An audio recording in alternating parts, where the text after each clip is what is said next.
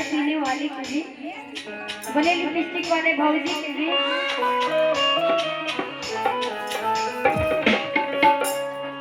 देखिए गिफ्ट में मिला है, इतना छोटा कट दिए यहाँ टबे नहीं करेगा। और आइए, बड़ी सुंदर यहाँ पे दरबार लगा हुआ है, तो मैं चाहूंगी कि चलिए सब लोग दरबार में चलिए कहेंगे। और आप ही लोग का गीत आप ही लोग के बीच में गा रहे हैं, अगर आप लोग को आता हो तो सब लोग मिल के गाइएगा, नहीं तो वो जो कान के बाली है जो खो जाएगा। हाँ, दुल्हा से मांग के कीनी होगी, वो भुला जाएगा तो दोबारा नहीं मिलेगा। आइए कहेंगे, अरे की कौने राम शिवा गुरु हो, कौने राम नागावा कौना रंगवन हो, कौना रंगवन। ये सब बात करने भाई देना चाहिए तो ले लीजिए। वाह वाह, आइए कहेंगे ना कि कौने राम शिवा गुरु हो, कौने राम नागावा कौना रंगवन। गाना आता है ना, आइए सब कोई मिलकर गाएंगे, हो कौना रंगवन। आप बढ़ा के ले भाई से कहिए कि मुन कर बाता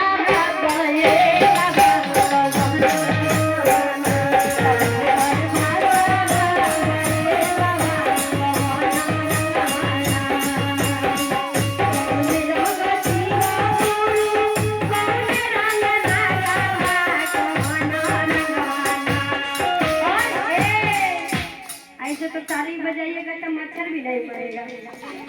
हाँ, ताली के तो बात छोड़ दीजिए, मोबाइल वाले आइए हम लोग उठा के सब भी ताली बजाएंगे। चाहिए हो कौना रंगवन कौन कर पाता